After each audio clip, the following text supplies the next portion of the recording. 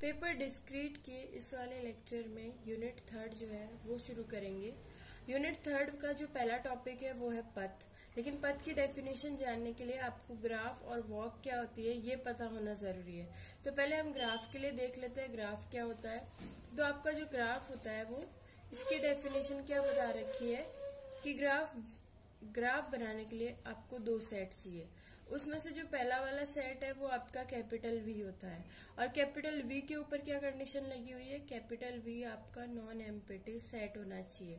तो पहला सेट आपका क्या हो गया, कैपिटल वी। दूसरा सेट आपको चाहिए कैपिटल ई।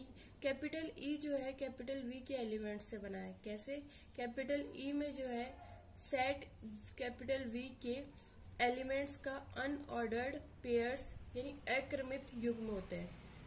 अब क्रमित युग्म में क्या होता है कि हम फिक्स कर देते हैं कि पहला वाला एलिमेंट, जैसे आपके पास जो क्रमित युग्म होता है हम जिसको बोलते हैं ए कॉमा बी, वो क्या होता है ए कॉमा बी में हम क्या करते हैं फिक्स कर देते हैं कि ए हमारा एलिमेंट पहले वाले सेट से होगा गुणा बी जो है वो कैपिटल वाई से होगा और ए आपका कैपिटल एक्स से। तो हमने क्या किया, इनका क्रम जो है वो फिक्स कर दिया। इसको हम कहते हैं क्रमित युग्म, ऑर्डर्ड पेयर। लेकिन इस वाले केस में जो है आपके पास क्या है, अनऑर्डर्ड पेयर है।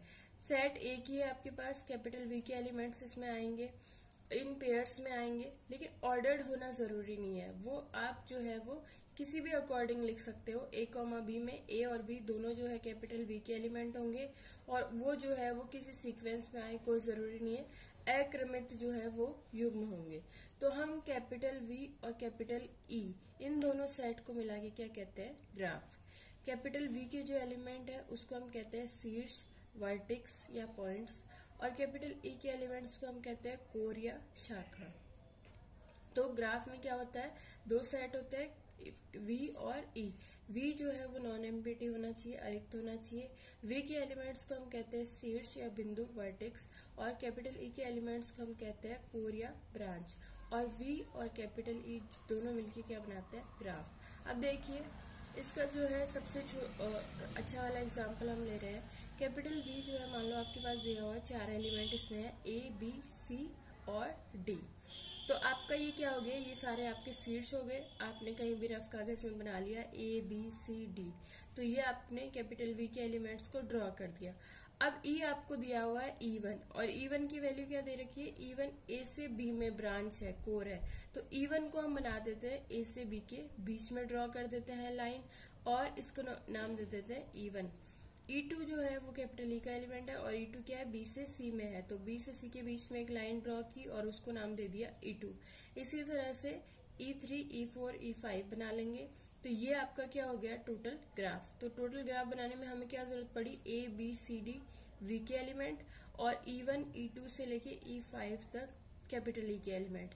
तो ये दोनों मिलके क्या बनाते हैं, ग्राफ। तो ये हमारा क्या हो गया, ग्राफ। ये ग्राफ की डेफिनेशन है। आगे इसकी और भी प्रॉपर्टीज पढ़ सकते हैं, लेकिन हमें सिर्फ बेसिक ग्राफ क्या होता है ये आइडिया लेना था। तो आगे जो है हम पथ पे वापस आते हैं, लेकिन पथ में एक और टर्म यूज हो रही है वो है वॉक।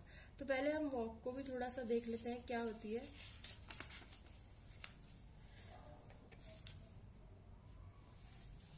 वॉक की जो डेफिनेशन है उसमें क्या है, वॉक तक जाने के लिए आपको एक ग्राफ चाहिए। तो सबसे पहले हमने क्या किया, वॉक के लिए एक ग्राफ लिया वी और ई। ग्राफ लिया वी ई। अब इसमें कोई भी वॉक जो होती है वो एक अनुक्रम होता है, सीक्वेंस होता है। वॉक जो है वो इक्वल होता है सीक्वेंस। लेकिन सीक्वेंस किस तरह का होता है, उसमें शीर्ष और कोर आते हैं। और कैसे आते हैं, एकांतर में। एकांतर में मतलब क्या हुआ, पहले शीर्ष आएगा फिर कोर आएगा, फिर वापस शीर्ष आएगा फिर कोर आएगा। वर्टेक्स और एड्ज का जो है वो ऑल्टरनेटिंग सीक्वेंस जो होता है उसको हम कहते हैं वॉक। जैसे ये आपका दे रखा है एग्जाम्पल, डब्ल्यू वॉक को हम कैपिटल डब्ल्यू से डिनोट करते हैं। जैसे पहले इसने शीर्ष ले लिया V0, तो आगे क्या लेना पड़ेगा, कोर E1 ले ली, फिर वापस क्या आएगा, शीर्ष V1। इस तरह से ये चलता रहेगा। इसको हम कहते हैं वॉक। और यहाँ पे n ग्रेटर और इक्वल टू 0 है, इसका मतलब आपके पास शीर्ष होना चाहिए, कम से कम एक शीर्ष होना जरूरी है वॉक के लिए। तो ये आपकी वॉक की डेफिनेशन है।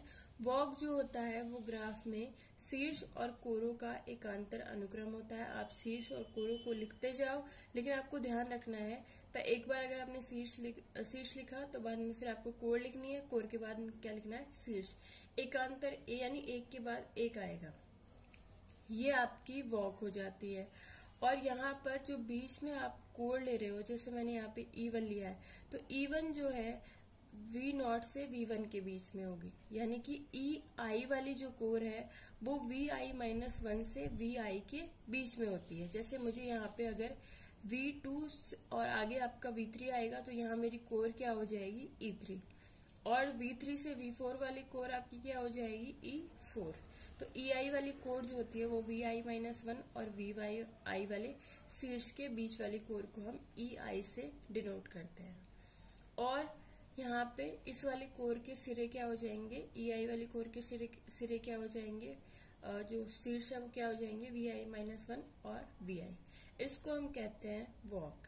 अब वॉक की कुछ प्रॉपर्टीज है, क्या है, यदि जो वॉक है वो V0 से शुरू हुई और VN पर खत्म हुई तो हम इसको लिखते हैं V0 से VN तक की वॉक, यानी कि यहाँ पे इस वॉक को हम क्या कहेंगे, V0 से VN तक की वॉक। जो वॉक का पहला वाला बिंदु है V0, उसको हम कहते हैं मूल बिंदु या फिर ओरिजिन। और जो लास्ट वाला बिंदु है VN, उस शीर्ष है VN, उसको हम कहते हैं टर्मिनस। यानी कि वॉक आपकी जो है वो वर्टेक्स से शुरू होकर वर्टेक्स पे खत्म होती है। शुरू वाले वर्टेक्स शीर्ष को हम कहते हैं मूल बिंदु या ओरिजिन, लास्ट वाले वर्टेक्स या शीर्ष को हम कहते हैं टर्मिनस। तो यह आपकी V0 से VN तक की वॉक है, यानी कि V0 आपका मूल बिंदु है और VN आपका टर्मिनस है, लास्ट वाला बिंदु है, लास्ट वाला शीर्ष है। एक प्रॉपर्टी तो आपकी ये होगी। दूसरी प्रॉपर्टी क्या कहती है, यदि वॉक का पहला और लास्ट यानी मूल बिंदु और टर्मिनस सेम पॉइंट नहीं है तो उसको हम कहेंगे ओपन वॉक। और यदि शुरू और लास्ट वाला मूल बिंदु और टर्मिनस सेम शीर्ष है तो उसको हम कहेंगे क्लोज्ड वॉक, क्योंकि आपकी वॉक V0 से शुरू होकर वापस V0 पे ही खत्म हो जाएगी, तो ये क्या हो जाएगा, क्लोज्ड वॉक हो जाएगी। इसको हम कहते हैं समृत वॉक। और अगर दोनों शीर्ष जो है शुरू और एंड वाला अलग अलग है तो उसको हम कहते हैं ओपन वॉक या विवृत वॉक। ये सेकंड प्रॉपर्टी हो गई। थर्ड प्रॉपर्टी में क्या है, वॉक की लंबाई कैलकुलेट की है। कैसे कैलकुलेट की है, आपने जैसे ये वॉक लिख ली, अब आप इसमें कितनी कोर काम आ रही है उनको आप काउंट कर लो। उन कोरों की संख्या को, जैसे n कोर आपके वॉक में है तो उसको हम क्या कहेंगे, ये वॉक n लंबाई की है, यानी जितने उसमें कोर काम आ रहे हैं, एड्ज काम आ रहे हैं, उनकी संख्या को आप देख लो, वो उसी लंबाई की वॉक कहलाती है जितने की उसमें n लंबाई की वॉक होगी अगर n उसमें आपके पास कोर है। तो कोरों को तो हमने लंबाई कैलकुलेट करने में काम ले लिया, और जो इसके शीर्ष है जो वॉक में आ रहे हैं उनको हम वॉक के क्या कहते हैं, आंतरिक शीर्ष, इंटरनल वर्टेक्स। पूरे ये जो V1, V2, VN-1 ये सारे शीर्ष है, ये ग्राफ में भी होंगे, लेकिन ग्राफ में हो सकता है इनके अलावा भी शीर्ष हो। तो जो शीर्ष ग्राफ में भी है और वॉक में भी है उनको हम वॉक W को क्या कहेंगे, इंटरनल वर्टेक्स या फिर आंतरिक शीर्ष।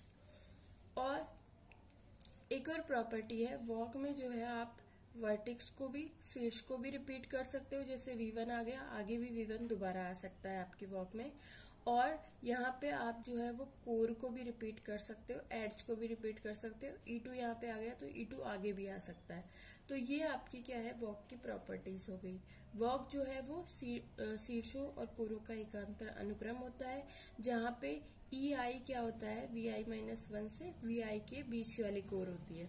और इसको हम जो है V0 से VN की कोर कहते हैं। अगर शुरू का बिंदु V0 है और एंड वाला पॉइंट VN है तो V0 को, शुरू वाले बिंदु को हम बिंदु या ओरिजिन, उद्गम कहते हैं आपकी वॉक का, और VN को हम कहते हैं टर्मिनस, की यहाँ आपकी वॉक खत्म हो गई। और अगर शुरू और एंड वाला पॉइंट सेम है तो इसको हम कहेंगे क्लोज्ड वॉक, और यदि शुरू और एंड वाला पॉइंट सेम नहीं है तो इसको हम कहेंगे विवृत वॉक, ओपन वॉक। जितनी आपकी कोर काम आ रही है उनकी संख्या को अगर n है तो इस वॉक को हम कहेंगे n लंबाई की वॉक। जो शीर्ष इसमें काम आ रहे हैं उनको हम वॉक W के आंतरिक शीर्ष कहते हैं। और किसी भी वॉक में जो है वो शीर्ष और कोर दोनों ही रिपीट हो सकती है। आपकी ने एक बार लिख दी तो आप दोबारा भी लिख सकते हो उसको। अब देखिए ये जैसे, और अगर आपकी कोर की लंबाई 0 है, 0 का मतलब क्या हुआ, सॉरी, अगर आपकी वॉक की लंबाई 0 है इसका मतलब क्या हुआ, 0 लंबाई है इसका मतलब उसमें 0 0 कोर है, यानी अगर उसमें कोर ही नहीं है तो ऐसी वाली वॉक को हम कहते हैं निरर्थक वॉक, ट्रिवियल वॉक। जैसे ये आपकी एक एग्जांपल है, यहाँ पे जो है W जो है ये है और इसको हमने ड्रॉ कर दिया V0, फिर हमने V0 V1 बिंदु बनाया और इनके बीच में हमने E1 ड्रॉ कर दिया। इस तरह से पूरा ग्राफ डिनोट हो गया। अब यहाँ पे देखिए जो पीछे प्रॉपर्टीज हमने पढ़ी है वो सारी इस पे अप्लाई करेंगे। इस वॉक को हम क्या कहेंगे, V0 से V3 तक की वॉक, क्योंकि शुरू वाला पॉइंट V0 है और लास्ट वाला V3। V0 आपका मूल बिंदु या ओरिजिन है और V3 जो है आपका टर्मिनस है। ये कितने लंबाई की वॉक हुई, जितने इसमें कोर है। कितनी कोर है, 1 2 3 4 5, तो ये 5 लंबाई की क्या होगी आपकी वॉक। तो ये आपके वॉक के एग्जाम्पल है। और एक और प्रॉपर्टी, शुरू और लास्ट वाला शीर्ष जो है अलग अलग है, तो ये कैसी वॉक है, ओपन वॉक। लेकिन अगले वाले एग्जाम्पल में आप देखिए V1 से शुरू हो रही है और V2 पे ही खत्म हो रही है, ये भी कैसी वॉक है, ओपन वॉक। एक और बात है, आपने इस वॉक को लिखा, इसमें तो यहाँ पे आपने क्या लिखा है, शीर्ष भी लिखे हैं और कोर भी लिखे हैं। अगर आप चाहे तो इस वॉक को इस तरह से भी लिख सकते हैं, यहाँ पे आप कोरों को हटा दीजिए, आप लिखिए V0 V1 V2 V4 V0 V3। यहाँ पे क्या अंडरस्टूड है, जैसे V0 V1 है तो हम इसके बीच में वही कोर आएगी जो V0 को V1 से जोड़ रही है। तो अगर आप कोर नहीं भी लिखो तब भी किसको डिनोट करेगा, वॉक को। तो ये आपका वॉक का छोटा सा टॉपिक है। इसके बाद ये आगे एक एग्जाम्पल दिया हुआ है, यहाँ आप देखिए ये जो है वो V1 से लेके V1 पे खत्म हो रही है, तो ये कैसी वॉक हो गई, क्लोज्ड वॉक, समृद्ध वॉक। अब हम हमारे यूनिट के टॉपिक पे आते हैं। अब आगे 2 टॉपिक है, ट्रेल और पथ। इन दोनों को हम एक साथ ही पढ़ेंगे। ट्रेल क्या होती है, ट्रेल और पथ दोनों ही वॉक होती है, लेकिन ऐसी वॉक जिसमें कोई भी कोर रिपीट नहीं हो रही उसको तो हम कहते हैं ट्रेल, और ऐसी वॉक जिसमें कोई भी वर्टेक्स शीर्ष रिपीट नहीं हो रहा उसको हम कहते हैं पथ। यही इसकी डेफिनेशन है। अगर आपकी वॉक में कोर रिपीट नहीं हो रही तो आपकी वॉक कैसी होगी, ट्रेल। और अगर आपकी वॉक में शीर्ष रिपीट नहीं हो रहा तो कैसी वॉक होगी, वो पथ। हर कोर जो है वो, हर पथ जो है वो ट्रेल होता है, लेकिन हर ट्रेल पथ हो ये जरूरी नहीं है। ये छोटा सा रिजल्ट है जो आप ध्यान रखिएगा, और जैसे जैसे आप एग्जाम्पल करोगे ये चीज आपके क्लियर हो जाएगी। यहाँ देखिए ये जो है आपके पास V1 E3 V3 E5 V2 E6 V5 E8 और V4। तो यहाँ पर आप देखिए ये जो है यहाँ पर कोई भी शीर्ष रिपीट नहीं हुआ, तो ये आपका क्या हो जाएगा, पथ। और यहाँ पे देखिए V1 E4 V4 E8 V5 E10 V5 E7 V3 E5 V2। जो V5 है शीर्ष वो 2 बार रिपीट हो गया, इसका मतलब ये पथ नहीं हो सकता, लेकिन ये क्या हो जाएगा, ट्रेल हो जाएगा, क्योंकि कोई भी कोड जो है वो रिपीट नहीं हो रही। तो पहले हमने पढ़ी वॉक, वॉक प्लस अगर कोई कोर रिपीट नहीं हो रही तो ट्रेल आ जाएगा, वॉक प्लस अगर कोई शीर्ष रिपीट नहीं हो रहा तो पथ आ जाएगा। अब आगे 2 डेफिनेशन और है, परिपथ और चक्र, सर्किट और साइकिल। तो इनको भी एक साथ पढ़ लेते हैं। अगर परिपथ क्या होता है, आपके पास वॉक है और अगर उसमें कोई कोर रिपीट नहीं हो रही तो वो ट्रेल बन जाएगा। दूसरी बात, वो ट्रेल बनने के बाद अगर वो वॉक क्लोज्ड भी है, समृद्ध है, तो उसको हम कहते हैं परिपथ। यानी समृद्ध ट्रेल को हम क्या कहते हैं, परिपथ, और समृद्ध पथ को हम क्या कहते हैं, चक्र। तो अगर आप इसको समझना चाहिए तो कैसे समझ सकते हैं, जो परिपथ है उसको आप क्या लिख सकते हो, पहले आपको चाहिए वॉक, फिर आपको ट्रेल बनाना है, इसका मतलब नो कोर रिपीटेशन। यहाँ तक आने पे ये क्या बन गया, यहाँ तक आने के बाद ये क्या बन गया, ट्रेल। और ट्रेल के बाद ये क्या है, क्लोज्ड वॉक और हो जाए तो ये क्या हो जाएगा, परिपथ। और अगला आपका क्या है, चक्र। चक्र में क्या है, वॉक होनी चाहिए और नो वर्टिक्स और ये रिपीटेशन। तो ये क्या बन गया पथ, और पथ के बाद अगर वो क्लोज्ड भी है तो ये क्या बन गया चक्र। तो यानी पथ प्लस ट्रेल प्लस क्लोज्ड को तो हम कहते हैं सर्किट परिपथ, और पथ प्लस क्लोज्ड को हम कहते हैं चक्र। इसके ये एग्जांपल्स आप दिए गए हैं यहाँ पर, ये आप लोग देख लीजिएगा। बाकी आपका कंसेप्ट क्लियर हो ही गया होगा। अगर कोई वर्क जो है वो उसमें कोई रिपीट नहीं हो रही तो वो कैसा हो जाएगा ट्रेल, और ट्रेल है उसके बाद वो क्लोज्ड भी है तो कैसा हो जाएगा परिपथ। इसी तरह से अगर कोई वॉक में कोई भी सीट्स रिपीट नहीं हो रहा तो वो पथ हो जाएगा, और पथ बनने के बाद अगर वो क्लोज्ड वॉक भी है, क्लोज्ड पथ है, तो उसको हम कहेंगे चक्र। तो ये आपकी 4 डेफिनेशन हो जाएगी एक साथ ही। इसके बाद एक छोटी सी थ्योरम है वो हम पढ़ लेते हैं। ये थ्योरम क्या कह रही है, ग्राफ में प्रत्येक u से v वाली जो वॉक होती है उसमें u से v, उस वॉक में एक u से v पथ अंतर्विष्ट होता है। मतलब क्या हुआ, यदि u से v वाली वॉक इस तरह की है तो इसमें से आप कुछ शीर्ष और कुछ कोरों को विलुप्त करके यदि आवश्यक हो तो मतलब हटा के आप क्या कर सकते हो, uv पथ प्राप्त कर सकते हो। ये क्या कहना चाह रही है कि अगर आपको वॉक दिया हुआ है तो इस u से v में वॉक दिया हुआ है, इसका मतलब क्या है, अगर वो वॉक है तो उसमें कोर भी रिपीट हो रही होगी, जरूरी नहीं है हो लेकिन वॉक में हो सकती है तो हो रही होगी, और उसमें शीर्ष जो है वर्टिक्स वो भी रिपीट हो रहा होगा, और हमें उसमें से क्या निकालना है पथ। लेकिन पथ में क्या कंडीशन होती है, पथ में आपके शीर्ष रिपीट नहीं होते। तो ये क्या कह रहा है, आप जो है उसमें से कुछ शीर्ष और कुछ कोर अगर जरूरी पड़ रहा है आपको वो पथ बनाने के लिए, तो आप जो है वो वॉक को पथ में कन्वर्ट कर सकते हो। यानी हर वॉक में आप जो है कुछ अगर मॉडिफिकेशन करो तो आपको क्या मिल जाता है पथ, ये हमें शो करना है। तो यहाँ पर हमने क्या किया, इसको सिद्ध करने के लिए एक वॉक बना ली जिसका शुरू वाला पॉइंट तो है u और लास्ट वाला पॉइंट है v, और बीच वालों को हमने सीक्वेंस से बना लिया। u के बाद पहली वाली कोर को e1 नाम दे दिया, पहले वाले दूसरे वाले शीर्ष को v1, फिर e2 v2 करके इसको लास्ट से vn-1 और कोर en है, और लास्ट वाले पॉइंट को हमने v मान लिया क्योंकि हमारी वॉक जो है u से v में थी। इसका मतलब शुरू वाला ओरिजिन जो है u रहेगा और टर्मिनस क्या रहेगा v। ये आपकी वॉक है। अगर यहाँ पे कंडीशन है u is equal to v हो जाए तो क्या होगा, आपकी जो वॉक है वो कैसी हो जाएगी क्लोज्ड वॉक, और उसमें उस टाइम एक ही शीर्ष होगा, कौन सा v से u, मतलब और v is equal to u है तो कौन सा शीर्ष हुआ u ही हुआ, तो ये कैसी हो जाएगी निरर्थक वॉक हो जाएगी, और ये अपने आप में क्या होगा पथ। क्योंकि अगर u is equal to v है तो w इज इक्वल टू क्या हो गया u, सिर्फ एक ही शीर्ष है आपके पास तो कोई शीर्ष u जो है दोबारा रिपीट नहीं हुआ, तो ये अपने आप में क्या हो जाएगा पथ। निरर्थक वॉक को जो है वो हम जिसमें एक ही शीर्ष हो, उस निरर्थक वॉक हमने पढ़ा था क्या होती है, ऐसी वॉक जिसमें कोर विद्यमान ना हो। तो अगर आप u is equal to v ले लेते हो तो आपकी वॉक में u वाला शीर्ष ही रहेगा, आगे कोई कोर आएगी नहीं, तो वॉक कैसी होगी निरर्थक वॉक। लेकिन इस वॉक में कोई और शीर्ष रिपीट नहीं हो रहा तो ये अपने आप में क्या हो जाएगा पथ। अब आगे जो है वो